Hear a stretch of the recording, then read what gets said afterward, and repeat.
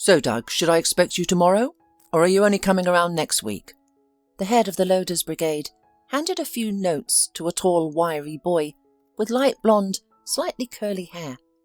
Doug Williams gratefully accepted the money from the foreman for his shift at unloading. "We'll see," Doug replied with a smile. "If I don't manage my other part-time job by evening, then don't wait." The foreman nodded in understanding. "Always trying to make ends meet, huh? I respect that, Doug. You're a hard worker. I haven't met anyone like you in a long time. People usually come to us out of great need or to earn money for booze." Doug took a deep breath and answered, "You might say I'm here out of great need, because drinking never interested me." The men shook hands and parted. Doug was thankful to the man for always being ready to take him on shift. There was always a need for workers to load and unload goods at the station dock, so Doug had a steady part-time job. Doug turned 25 last month. He celebrated modestly, buying a large bag of his favourite sugar biscuits from a cheap supermarket and sharing them with his neighbours at the abandoned house where he had lived for the past 2 years. Doug had spent most of his life on the streets, wandering the region or settling temporarily in quiet towns where people were more tolerant of vagrants than in the bustling metropolis. The young man was fortunate this time. He quickly befriended a group of homeless individuals who, like him, were highly intelligent and kind-hearted, but had unfortunately fallen on hard times. Together they settled in the spacious abandoned house, where they managed to create a decent living space. Doug was not a typical homeless person who drowned his despair in alcohol or resorted to theft.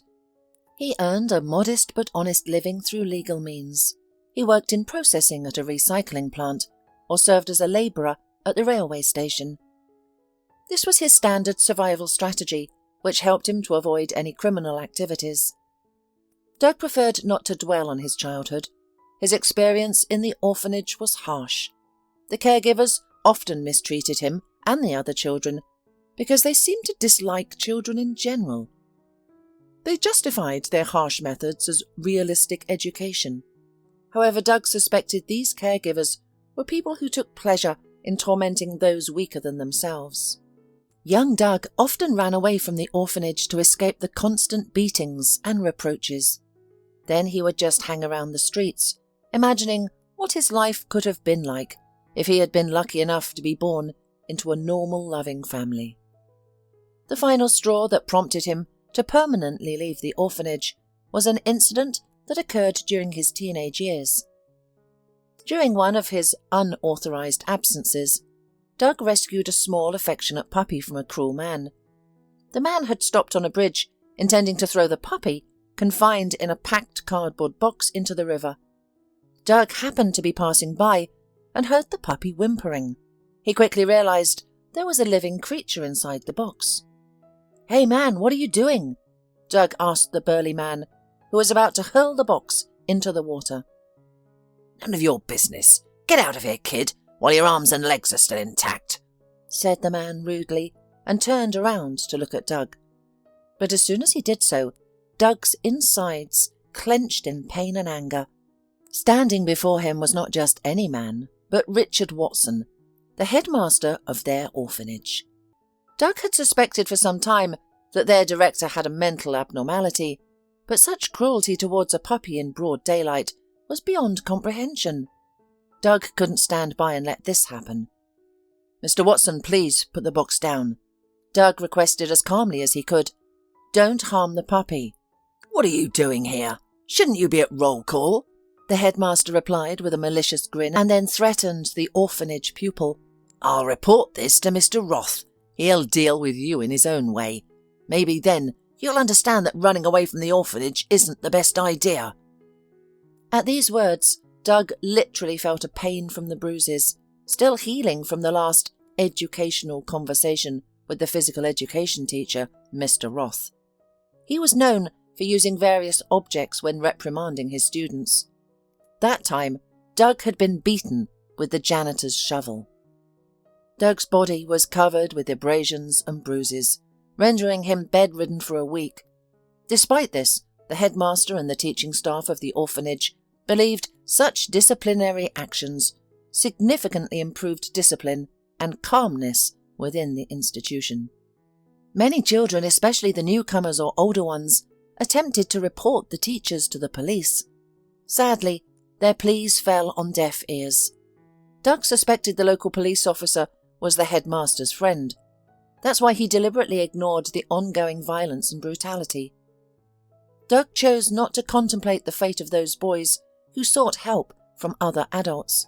He only knew such attempts were severely punished at the orphanage. "Put the box on the floor, please," the teenager asked again, more insistently this time. "Or what?" Mr. Watson retorted, a grin of insolence on his face.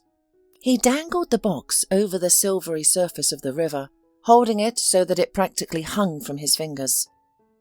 "You fool, Doug. No matter how many times I beat you, you never learn. Pity and feelings are our greatest weaknesses and enemies in life. Oh, you took pity on a street dog? Have you ever considered what will happen when it grows up? It'll be just like you, wandering the streets. At best, it'll starve to death under some fence. At worst, they'll catch her and do unimaginable things to her. Things you wouldn't dream of in your worst nightmares."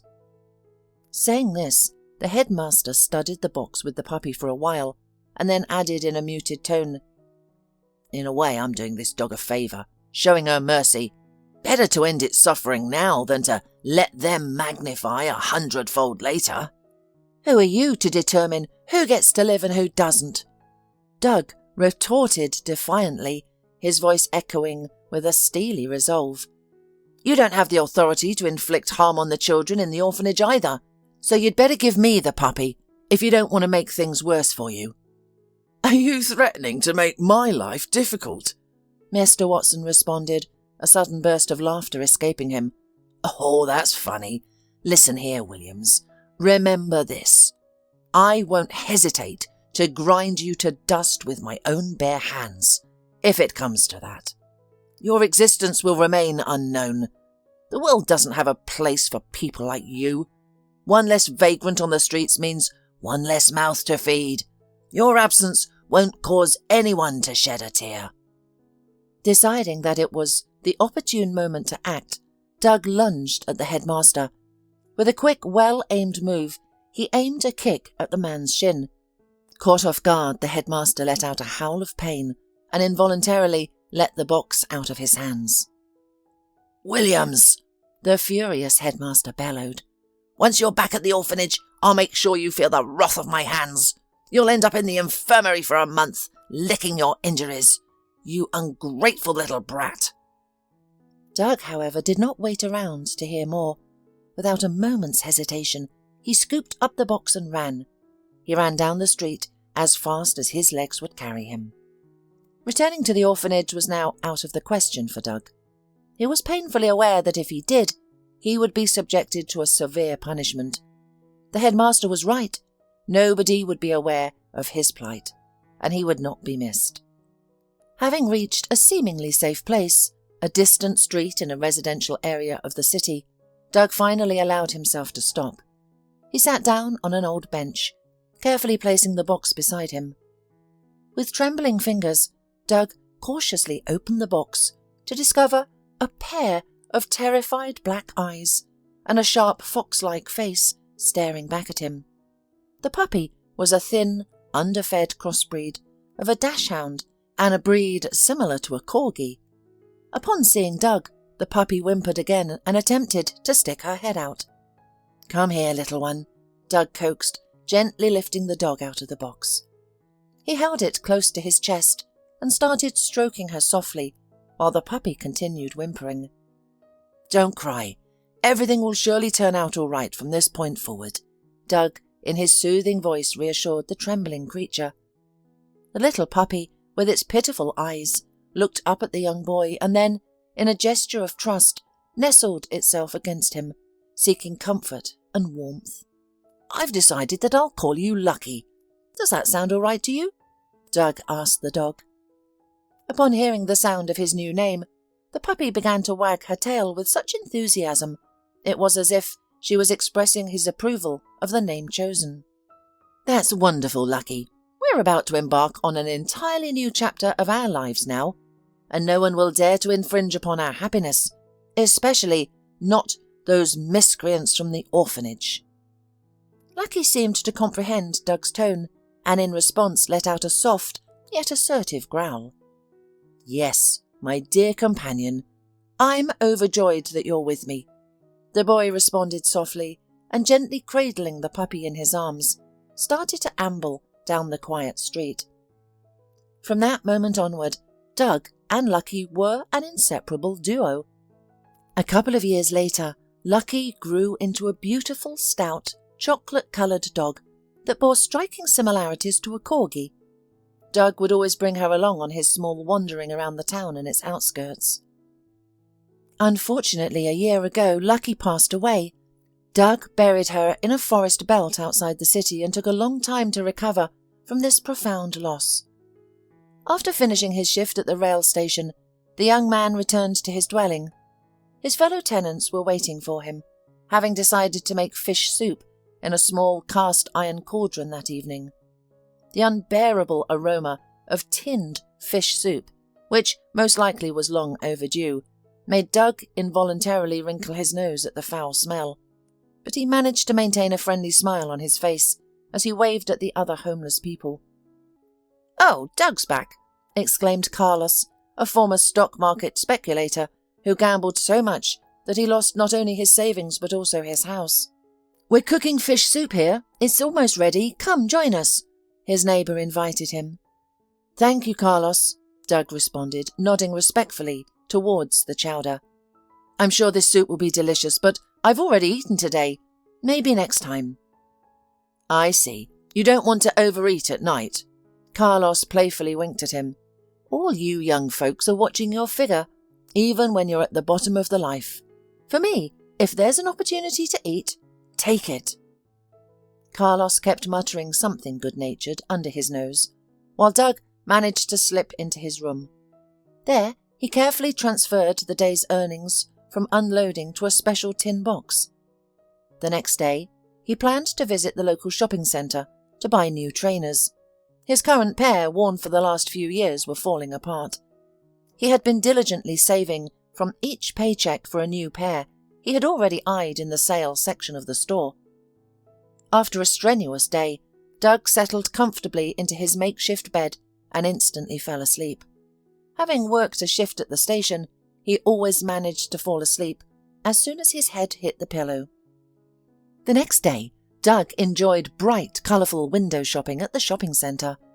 Finally, deciding to shop for shoes, Doug traversed the long archway leading to another section of the mall. En route, he passed a bustling children's playground. The sight of children laughing and playing with an oversized inflatable ball brought a smile to his face.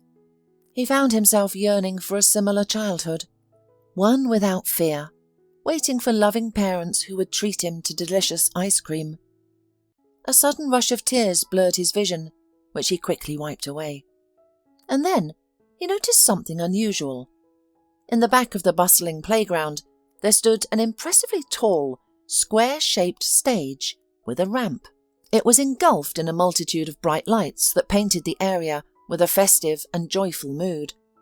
This stage, as Doug knew, was a place for animators who performed lively shows to delight and entertain the children while their parents were off busying themselves with shopping. However, at this moment, there were no adults within sight. This was an anomaly, especially considering the safety rules that stipulated there should always be someone present to keep an eye on the working electrical device. Doug, heeding an inner instinct, approached the stage. Suddenly he noticed a worrying sight. The base of the stage was beginning to emit a trail of smoke. Adjacent to the stage, a young girl of about 6 or 7 years old was engrossed in her own world, playing with an oversized teddy bear. She was blissfully unaware of the potential danger brewing behind her. The smoke from beneath the stage grew denser, and the acrid smell of burning wires filled Doug's nostrils. "Hey, girl!" shouted Doug, trying to alert the little girl. "You need to move away from here, it's not safe." The young girl looked at him with a puzzled expression, shrugged her shoulders and then turned back to her teddy bear. seemingly unperturbed by his warning. Doug looked around nervously, trying to find the person on duty. However, there was still no one on the spot. "Hey!" Doug called out again, this time with a sense of urgency. "I'm not joking. It's really dangerous. Can't you see the smoke?" Just as he finished his sentence, the stage hissed violently, like an enraged serpent. The multitude of light bulbs embedded in it began to burst, one after another, creating a cacophony of loud pops and crackles. A hot wave of sparks and flames immediately engulfed the surrounding space. Recognizing the imminent danger, Doug did not hesitate. Grabbing the little girl, Doug only had time to dig her with his body as the whole burning structure collapsed on him with a rumble. The girl in his arms cried loudly, but the young man only pressed her harder against him. Doug felt no pain. His senses were numbed, creating an illusionary vacuum around him, punctuated only by distant, muffled screams and a woman's frantic shriek that cut through the air. The realization that his back was searing with pain jolted him back to reality.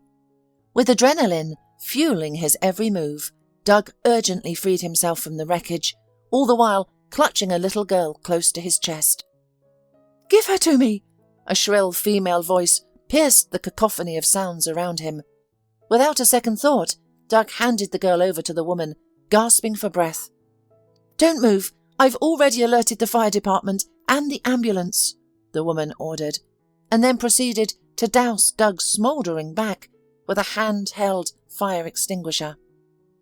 The sudden, shocking contrast in temperature sent chills down his spine, and, overwhelmed, Doug sank into unconsciousness. His final conscious memory was the distraught face of a young girl.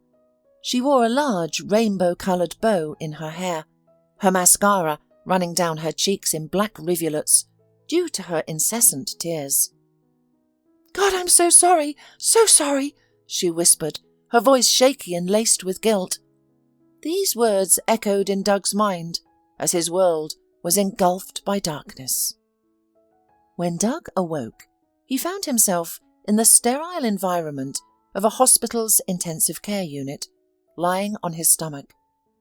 The doctor explained to him that he had undergone major surgery due to the extensive and severe burns on his back. "You'll need ample time for recovery," the doctor warned. "You're fortunate that your nerve endings were not damaged. It could have been much worse. That girl at the shopping centre did the right thing by extinguishing the fire on your back promptly." "The girl," Doug murmured weakly. "There was a little girl. Is she unharmed?" "The little girl is fine, don't worry," the doctor reassured him. "You've acted like a true hero. Now your job is to rest and recover. The little girl has been safely returned to her father. The shopping centre management and their electricians will be held accountable. It appears they overlooked a fault which resulted in a loose contact and subsequently a short circuit." Barely able to process the information, Doug managed to ask, "How did you know all this?" "I have a friend who is the chief of the fire brigade that responded to the incident," the doctor replied with a sad smile. "I'm telling you all this so you can rest easy." "What about the young woman on duty? She left the playground and children unattended," Doug inquired, his voice barely audible. The doctor shrugged. "I don't have information about her, but she won't be let off easily." He then stood up to leave, adding, "I'll have the nurse administer another dose of anesthesia. Rest, and we'll change your dressing later." Left alone, Doug began to process the events. He felt relief knowing the little girl was safe. He also felt a tinge of sympathy for the woman on duty, despite her negligence. Of course, she didn't want this to happen. A lengthy and challenging journey of recovery began for Doug. His days in the hospital were filled with the monotony of endless bandage changes, the incessant itching that came from healing skin, and the haunting nightmares in which he relived the horrifying scene of the burning mall. But after a month of treatment, his attending physician finally said, "Well, you'll be staying with us for a couple more weeks, and then you'll be done," the doctor said with a comforting smile on his face. You'll be as good as new, except for a few scars on your back." "It's nothing." Doug shrugged it off. "Doctor, you have no idea how much I'm yearning to leave this place. Don't get me wrong, I'm tremendously grateful to you for everything you've done for me, but—" "Say no more," the doctor responded calmly. "Do you think I don't understand? A hospital is a hospital.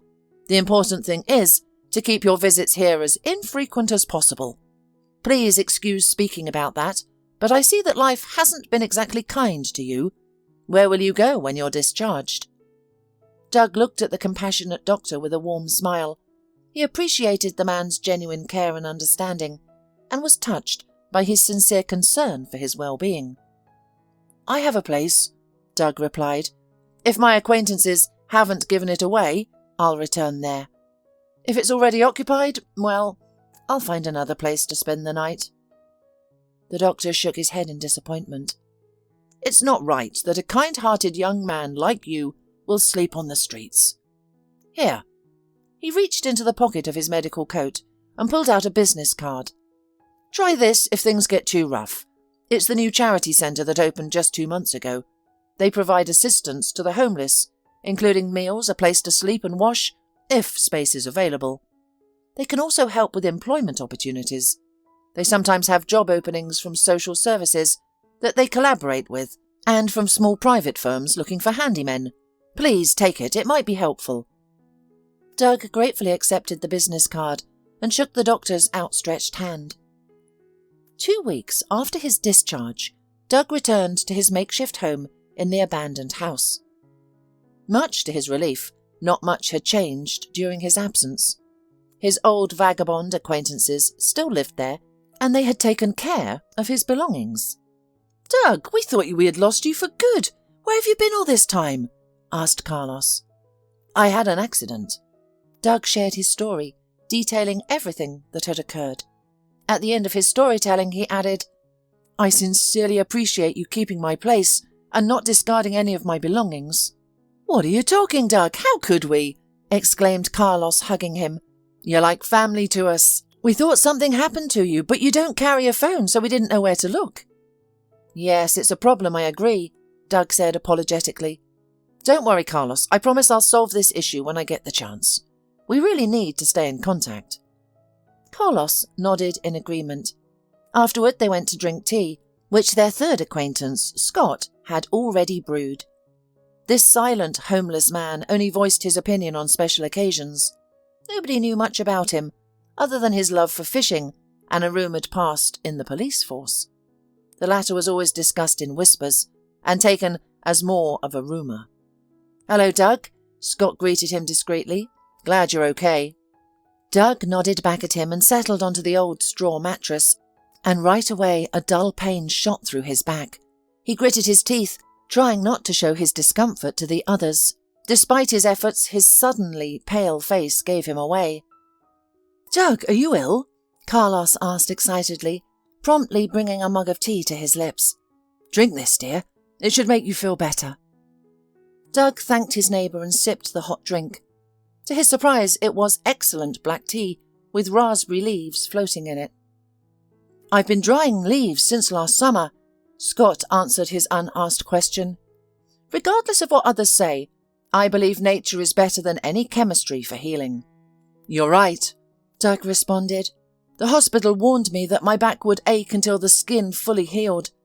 I didn't expect it to be this bad." The young man sighed heavily and hung his head. He had hoped the healing process was complete and would no longer need the painkillers that left him dizzy. However, it wasn't that simple. "I think I'll go lie down if you don't mind," Doug said, standing up. The men nodded as Doug slowly returned to his place. After swallowing 2 pills of the medicine with a gulp of water, he collapsed onto the hard mattress. That night he couldn't sleep properly. Shadows danced in the darkness, and cold sweat drenched his forehead and neck. After tossing and turning for several hours, Doug gave up trying to sleep. Instead, he carefully sat up in bed and pulled out the business card the doctor had given him. "I'll go there tomorrow," Doug decided. "Maybe they can help me." The next morning, Doug visited the charity centre first thing. He hoped to find a job and perhaps get a free lunch in the canteen. A polite woman greeted him at the entrance and, after understanding his purpose, guided him to the employment office. Unfortunately, luck was not on Doug's side at this point.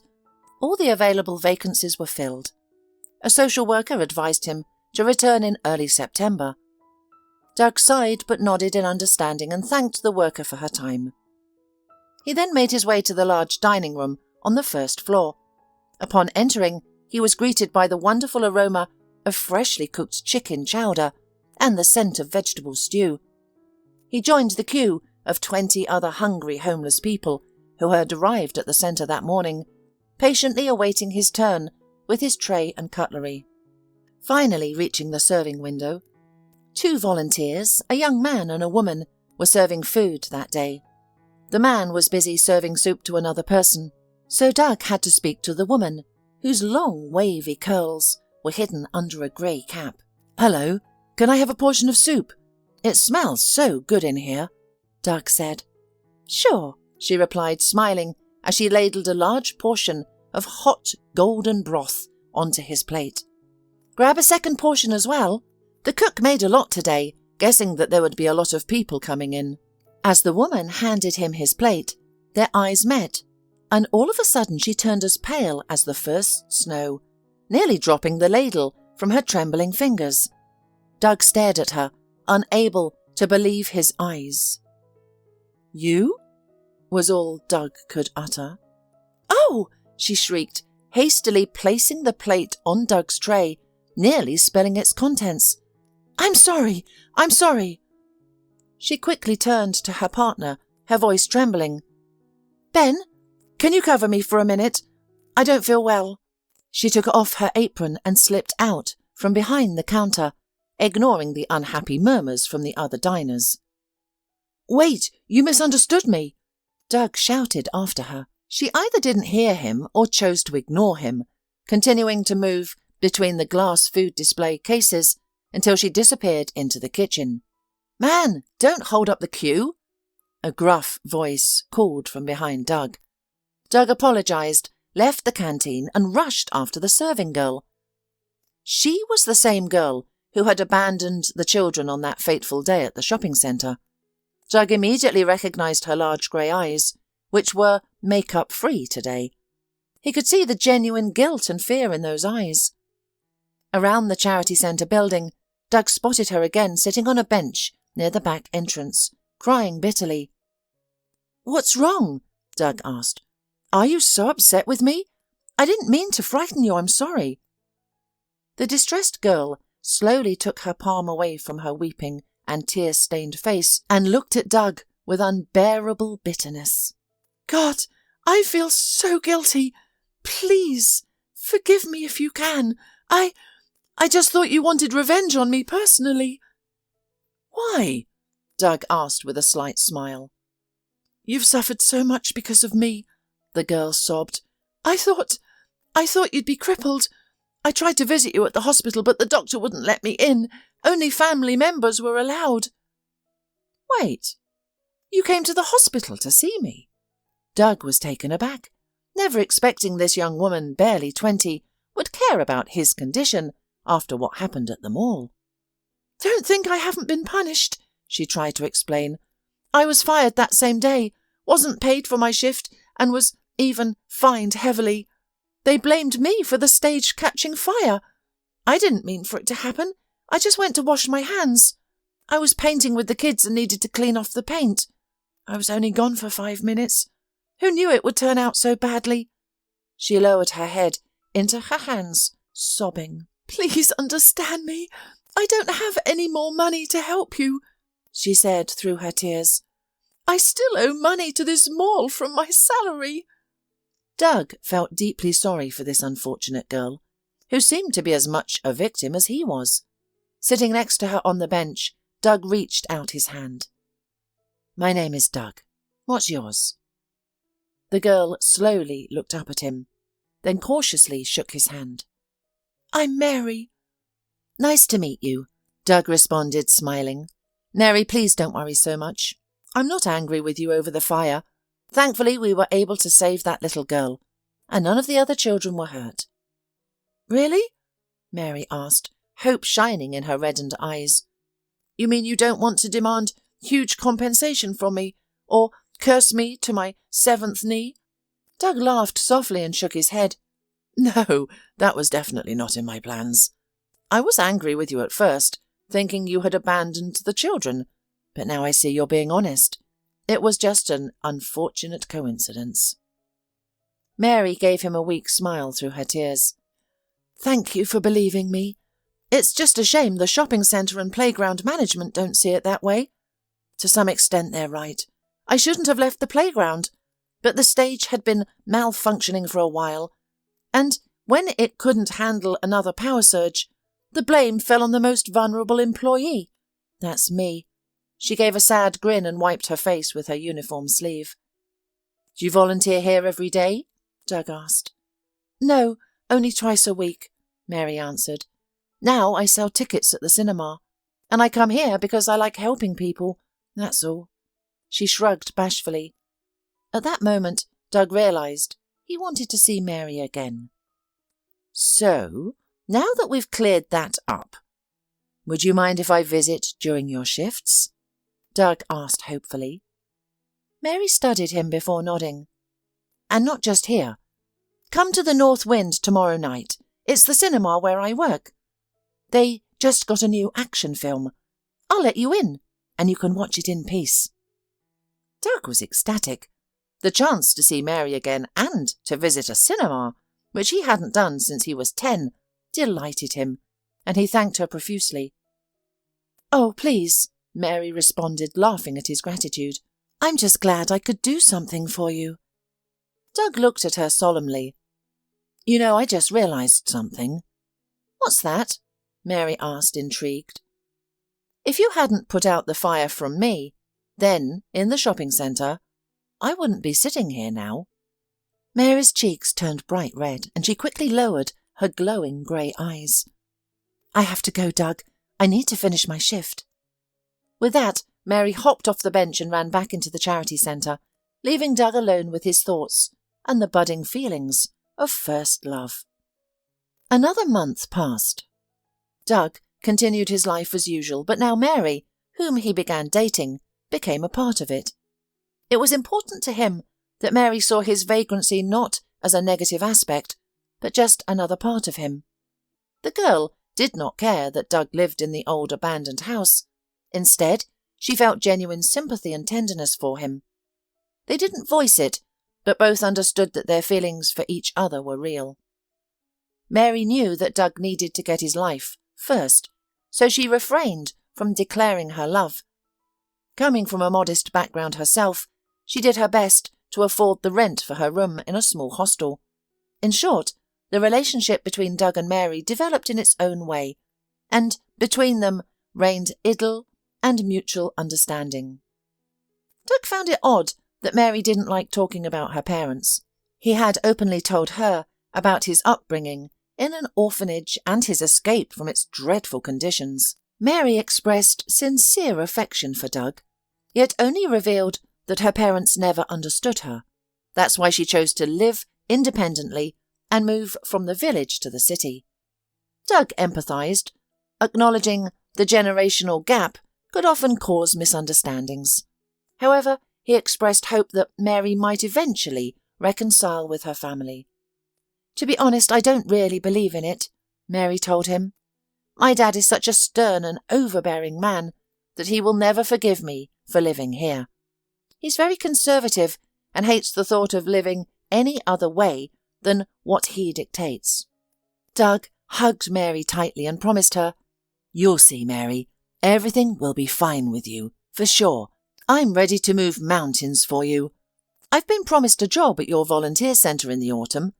I hope it will help me improve my social standing." "I believe you, Doug," Mary said quietly, burying her nose in his jacket. "I believe in you, and will support you in everything, I promise." One day, while Doug was unloading goods at the railway station, Scott unexpectedly approached him. Doug was surprised because the usually silent homeless man had never shown interest in his work, especially not in broad daylight. "Hello, Scott," Doug greeted him. "Everything all right? Nothing happened at home?" "No," Scott shook his head. "Well, I didn't come empty-handed. Here, take this." With these words, he pulled a small folded piece of paper from his pocket and handed it to Doug. "What's this?" Doug asked in surprise. "And you unfold it there, and you'll find out what's in it," said Scott a little grumpily. "I don't make a habit of reading other people's letters." Doug looked at the man in puzzlement, but unfolded the note. It contained only a few sentences. "Dear Mr. Williams, I suggest you visit the Blue Tower Business Centre to receive a legitimate reward for saving my daughter. I know this seems like a rather belated offer, but I was on a long business trip abroad. I hope you won't refuse to meet me. Anthony Greenspan, CEO of White Sales." "Where did you get this note? Who gave it to you?" Doug asked Scott. But the man simply shook his head. "I don't know who wrote it. A man in black approached me on the street. He handed me this note and told me the sooner the better. He also gave me 200s for quick delivery." Scott smiled slyly and pointed to the note in Doug's hands. "Serious people must be interested in you, if they're sending messengers. If I were you, I'd go there today to see what they have to offer." Doug just shrugged his shoulders. He understood the note was from the businessman whose daughter he had saved from a fire at the playground some time ago, but he didn't expect any reward, because that's what any decent person would do. Despite everything, a strange feeling told him it was worth going to the business centre, a premonition Doug had started to trust. After wrapping up his work, he made his way to the Blue Tower. This enormous business high-rise was situated in the city's most prestigious district, filled with luxury stores and business-clad pedestrians. For a moment, Doug felt like he had stepped into an entirely different world. His modest residence was on the city's outskirts, and he rarely ventured into the city centre. He preferred to stay out of sight of the police and not cross paths with the wealthy. Aware of his position in the city's social system, he tried not to cause any trouble for himself or others.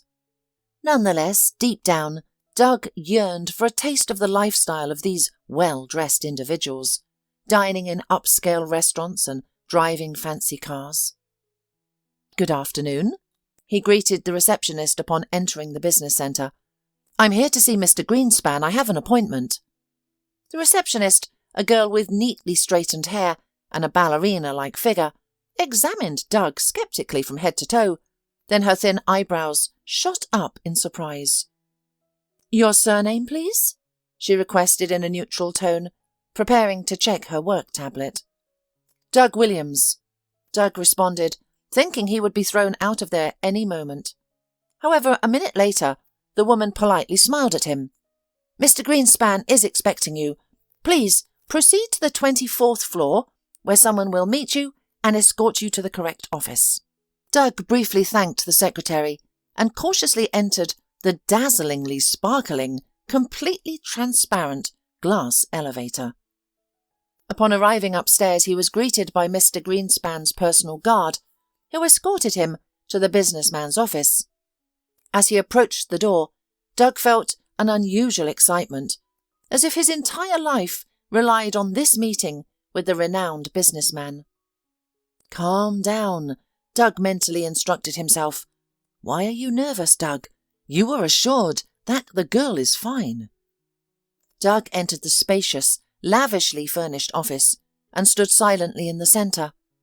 Directly in front of him, with his back to Doug, stood Mr. Greenspan, one of the region's most influential businessmen. The tall, athletic man, appearing around 50, held a small cup of black coffee in his hands and patiently waited for his unusual guest. "I'm glad you came to see me today, Doug," the businessman said, turning around. "I've long wanted to meet the man who saved my daughter's life." Upon seeing Doug, Mr. Greenspan's hands trembled, almost spilling coffee on his suit. His complexion paled, resembling a sheet of office paper, and he clutched the back of his leather chair for support. "Are you feeling ill?" a puzzled Doug asked. Should I call an ambulance?" "My pills are in the cupboard on the top shelf. Please fetch them." Without a word, Doug retrieved the medication and delivered it with a glass of water. The businessman swallowed the pills and unexpectedly seized Doug's right hand, focusing on a small, round mole under his thumb. "Should I call an ambulance after all?" Doug asked, concern tinging his voice. "You don't appear to be well." Mr. Greenspan raised his pale face to him and quietly commanded, "Please sit down. We need to have a serious discussion." From Mr. Greenspan's stern tone, Doug anticipated an intense conversation. As he carefully settled into the chair opposite, Mr. Greenspan rose, closed the office door, and locked it from the inside. "Tell me about yourself," the businessman began. "Who are you? Where did you grow up? Who are your parents?" "But why are you interested in that?" Doug asked, reasonably curious.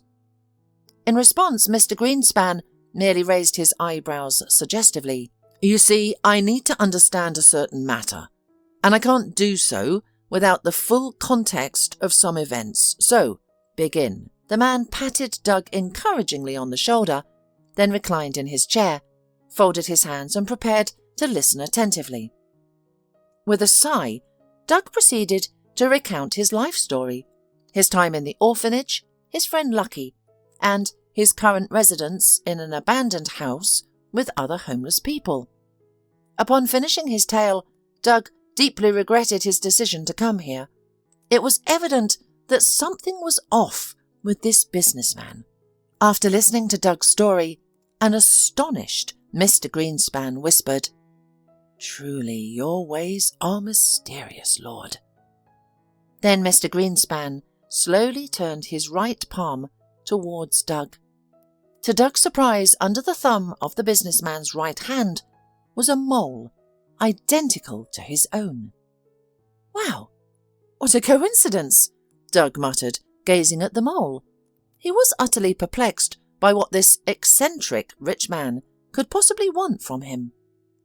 "No, son, it's not a coincidence at all." Mr. Greenspan shook his head. "I'm going to show you something now.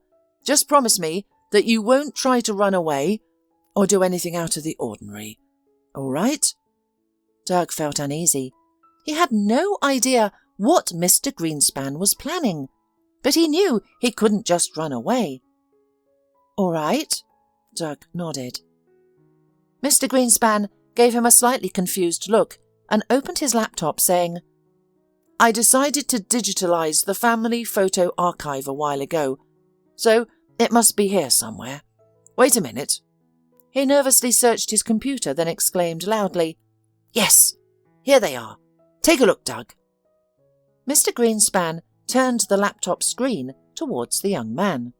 Doug, looking at several photos displayed, was struck with amazement. His own reflection stared back at him from old colour photos taken in the 80s and early 90s. A young man, looking strikingly similar to Doug, smiled pleasantly at the camera. The only differences were his clothes and a slightly different hairstyle, distinguishing him from Doug. "Who is it?" Doug stuttered. "Why does he look so much like me?" Mr. Greenspan merely smiled indulgently. "It's me, Doug, in person. Doesn't he look like me?" The man pointed his hand questioningly at himself, offering Doug a visual comparison. Only then did Doug notice the striking similarity between the businessman and the young man in the photo. They had the same slightly curly hair, the same light green eyes, and they also mirrored Doug's appearance. "How is that possible?" Doug asked Mr. Greenspan with a hoarse voice. The businessman sighed heavily, his smile instantly fading. "You see, many years ago, when I was just starting my business, I learned how ruthless business partners can be, especially if you refuse to give them half your business and capital." "You mean," Doug interrupted, "someone betrayed you?" "My best friend," Mr. Greenspan nodded, "and also my partner, my right-hand man." The man leaned back heavily in his chair, lost in his memories. Alejandro had been with me for as long as I can remember. We attended school and college together. Later we started a business together. He was my assistant, an excellent negotiator, but it seemed like he was always hiding something from me. Mr. Greenspan began, taking a deep breath before sorrowfully concluding. It's a pity I understood it too late. When he came with his guys and said ultimately that I should give him my half of the business, I was stunned. I lost my voice, unable to comprehend that my best friend could steal from me. But Alejandro wasn't joking. As Mr. Greenspan shared his story, his hands slowly clenched into fists, reflecting the pain and despair of a past he couldn't change. He took me to the forest and beat me so severely that I mentally bid farewell to my wife and son. I survived miraculously. A hunter accidentally found me the next morning and, frightened, called an ambulance. Doug listened to the man's story in amazement. However, one question tormented Doug. How does he fit into Mr. Greenspan's story? Soon Doug would find his answer. As it turned out, Alejandro wasn't satisfied with just destroying me. He wanted to take away my most precious possession, something I wouldn't hesitate to give my life for, Mr. Greenspan said, looking at Doug. He succeeded, Doug. He kidnapped my only son, demanding a huge ransom and all my shares. Doug exhaled loudly, anticipating the tragic conclusion of the story. What did you do?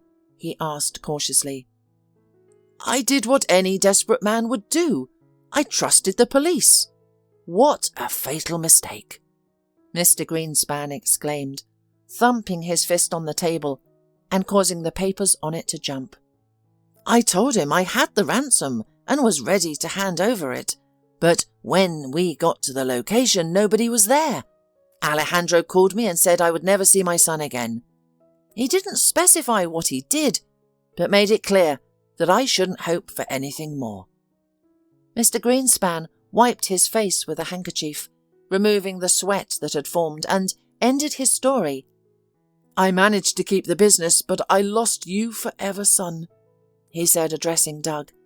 I searched for you everywhere, both in the country and abroad, but found nothing. It was as if someone had intentionally erased all traces leading to you. Only then did it dawn on Doug that Mr. Greenspan had mistaken him for his long-lost son, who had disappeared more than 20 years ago. No, I'm sorry, but that can't be, he muttered uncertainly. If we were relatives, surely someone at the orphanage would have told me about this. How? The businessman asked, skepticism in his eyes. The aim of those people was to hide you as far away as possible, preferably so you could never even suspect that you could be a wealthy man's son. Maybe that's why they put you in such a terrible place, hoping you wouldn't endure the horrific conditions there. Mr. Greenspan sadly shook his head. It's a pity your mum didn't live to see this moment, Doug. She died shortly after learning you would never return home. The pain was too much for her heart. Ellie, my daughter, the girl you saved, she's the child of my second wife, Helen. Ellie is a wonderful girl. I'll be eternally grateful to you for saving your half-sister. What? Doug couldn't believe his ears. Are you telling me that Ellie and I we're related? Anthony Greenspan nodded in reply and showed Doug his birthmark again. You see, this birthmark is passed from father to son in our family. My grandfather had it, I have it too, and it's also on you. There's no doubt about it, but if you allow me, I would like to do a DNA test to finally dispel your doubts. Doug sat across from the businessman, utterly bewildered. He exclaimed, What a twist! I came seeking help and ended up finding my own father. Is this real, or am I dreaming? Doug had always dreamed of escaping the streets, but he lacked knowledge, education, and simple human connections. He couldn't believe his sudden stroke of luck. So, He concluded hesitantly, "There's a chance you're my father?" "I'm more than sure. I'm 100% sure," replied Mr. Greenspan with a smile. "If you'd like, we can go to the lab today for confirmation. Doug, I'm serious. I've been searching for you for years. You're my direct heir. I need to teach you everything I know so you can take over the company. And don't worry, you'll get a proper education too. You can attend any university in the country, but please don't leave now," he pleaded, his gaze filled with longing. Overwhelmed, Doug rose from his seat and embraced Anthony Greenspan tightly. Through his tears, he whispered, "I'm so glad you found me at last." Anthony Greenspan hugged him back just as tightly and said, "Doug, my son, I thank God for giving me the chance to find you again." Their embrace was tight, as though they were trying to make up for the lost years in a single hug. The DNA test confirmed the blood relationship between Doug and Anthony Greenspan. The father planned to give Doug his surname, provide him with a new passport, and introduce him formally to their family company. Additionally, he hired a skilled private detective to uncover how Doug ended up in the orphanage. The detective's findings arrived within weeks. As Mr. Greenspan suspected, Alejandro had brought Doug to the orphanage and had paid the headmaster handsomely for his silence. Determined to seek justice, Mr. Greenspan used his connections in the prosecutor's office to ensure the headmaster and all his staff were either fired or imprisoned for their cruel treatment of the children. The orphanage was subsequently closed, and the children were relocated to better facilities. Meanwhile, Doug started to feel normal again. He left the abandoned house and gave his former neighbours a generous gift of money, ensuring they remembered him as a benefactor and friend. Doug himself soon began his first apprenticeship. His father began to take him to the company almost every day, so that the guy would gradually get used to what would be waiting for him when he completely transformed from a homeless guy into a confident and knowledgeable businessman. Doug was glad to become a part of Mr. Greenspan's family, especially as his stepmother Helen took the appearance of her husband's native son quite calmly. She was a wise woman and understood that her husband's happiness was as important as her own. Little Ellie, learning that she had an older brother who had saved her, began to idolize Doug. She often called him a hero and enjoyed playing with him, pretending to be a bird or a brave pilot on his shoulders. Surprisingly, Mary was the only one upset by Doug's life changes. Learning that his father was a well-known businessman, she became sad and distant. "Mary, what happened?" Doug asked, puzzled. "Has anything changed between us? Are you worried I might leave you now? That I'm not poor anymore? I promise you, I will always love you, regardless of your status." Mary affectionately kissed him, but her eyes remained sad. "No, Doug, it's not about you." She tried to explain, but always stopped short. "What is it?" Doug insisted. "Tell me, what's the problem? Don't you love me anymore? Don't you want to be with me? Why? Don't I deserve to know?" Mary just cried, unable to hold back her emotions. "I wish I could tell you everything," she sobbed, "but I can't. I can't." A rift had certainly grown between them. After this conversation, they started seeing each other less frequently. Doug realized that he would lose his beloved Mary forever if he didn't take decisive action. Convinced of his plan, Doug bought a beautiful diamond ring for his future bride. He wanted to propose in a special romantic way, but first he needed to ask her out on a date. However, Mary's phone was unreachable, no matter how many times Doug tried. He began to worry when he suddenly received a disturbing message. It was a picture of Mary tied to a chair, crying, with a gun to her head. The caption below the photo read, "Come alone to the industrial zone. If you tell the cops or your father, Your woman won't live." There was the address where Doug needed to go.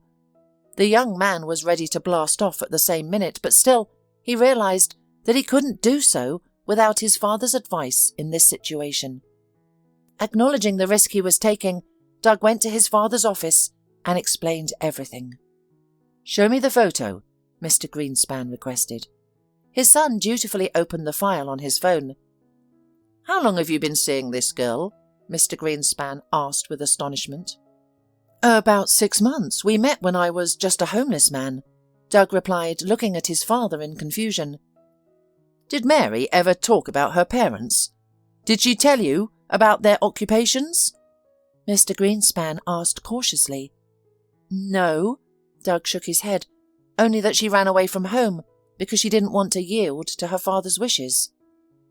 Hearing those words, Mr. Greenspan began to pace the room. He couldn't believe his son had fallen for such an obvious trick. "Dad, explain to me what's going on." Doug was confused.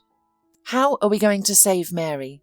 Mr. Greenspan paused before his son and quietly said, "I suspect that Alejandro planned your fiancé's kidnapping." "What?" was all Doug could utter. "Why do you think that?" "Now is not the time. I'll explain everything later. Here's what we're going to do now." An hour later, Doug and his father were speeding along a rural road, drawing closer each minute to an abandoned industrial zone filled with old neglected warehouses and garages. Upon reaching their destination, they received a call. A mechanical voice, distorted by a special program, curtly informed them that Doug was about to be met. However, when Doug stepped out of the SUV, he didn't expect to be surrounded by an entire squad. "Hey, puppy, couldn't do without your daddy, could you?" Alejandro smugly asked Doug, as he and Mr. Greenspan were led into the vast warehouse. "Where's my fiancé, you jerk?" Doug asked grimly. "What have you done with Mary?" Alejandro pretended not to understand. "Who's Mary? Is this the girl you're talking about?" The next moment, one of Alejandro's guards rolled out an old office chair from a closed back room. Mary was tied to it with tape and rope, sobbing and whimpering. "Alejandro, don't be foolish. Let the girl go," said Doug's father as calmly as possible. "She's not guilty of anything. Furthermore—" "What? You haven't told your idiot son anything yet?" Alejandro sneered, then turned to Doug. "You've done well, boy. You've charmed my daughter to the point that she defies her family's rules. My rules." As he said these last words, Alejandro's eyes flared like a wolf ready to attack. "What do you mean?" Doug demanded, his heart torn between hatred for Alejandro and pity for the tormented Mary. "This poor girl isn't Mary at all. I believe that's how she introduced herself to you, isn't it?" Alejandro glanced at him caustically, then continued triumphantly. "This is my daughter, Becky Plano. She's going to marry the son of an old enemy, you. Do you think I would allow such a mismatch, especially considering that I already had the perfect fiancé for Becky in mind? Unfortunately, she ran away from home upon learning she was to marry Arthur this winter. She even changed her name and worked in the middle of nowhere. Did you really think I wouldn't find you?" Alejandro said, and painfully squeezed his daughter's shoulder, looking into her eyes questioningly. Mary screamed from the pain. "Don't you dare harm her, you brute!" Doug shouted, trying to rush to her side, but was immediately stopped by a couple of burly men. "Let's cut to the chase, Alejandro. What do you want?" Mr. Greenspan asked, struggling to contain his anger. "Now, that's a sensible approach," murmured the satisfied man. "I want to collect the full price from you, Anthony, from you and from my son-in-law." "You're not going to calm down, are you?" Mr. Greenspan asked him icily. "Let me guess. I'll give you half of my company again, along with the shares?" Alejandro, however, only shook his head negatively. "No, half isn't enough for me now. you and your son will give me everything you've got." "And if I refuse?" asked Mr. Greenspan, also calmly. "That's your right, but then I'll kill both my negligent daughter and your scoundrel of a son for blowing her head off and letting her believe that she can have any other life than the one I have chosen for her." "You wouldn't dare do that!" Doug stepped forward. "And Dad, I'm ready to sign whatever is required of me, just so long as Mary stays alive." Mr. Greenspan looked at his son carefully, then nodded. "All right, son. I can't lose you again." "Great," stretched out a happy Alejandro in anticipation of making the most lucrative deal of his life. "What about Mary? Are you going to let her go?" Doug asked Alejandro. "Of course," the man lied. "What do I need her for? She's a traitor to me and her mother from now on. I won't let her on my doorstep." Suddenly, strange sounds echoed from behind the warehouse wall. It took Alejandro a split second to realize they were police sirens. "You scoundrels!" he shouted angrily, aiming his gun first at Doug, then at his father. "Now I'm going to turn you both to dust. I don't know whom to start with." At that moment, a SWAT team burst into the warehouse, shouting loudly, "Everybody stay where you are! Everybody down!" Minutes later, all the criminals were arrested. Doug looked regretfully at Mary, who was being examined by the medics. They were preparing to take her to the hospital. "Mary, Becky, I don't care about your real name and about your father," Doug said, taking her hand. "I will love you no matter what." "Doug, beloved, I really didn't think you would find me," the girl responded in a weak voice. "When I realized you might get hurt, I was so scared that I was ready to part with you, just so you wouldn't be in danger.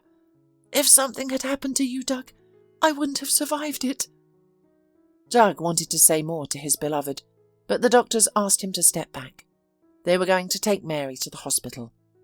"Don't worry, son, the doctors will take care of her," his father consoled him.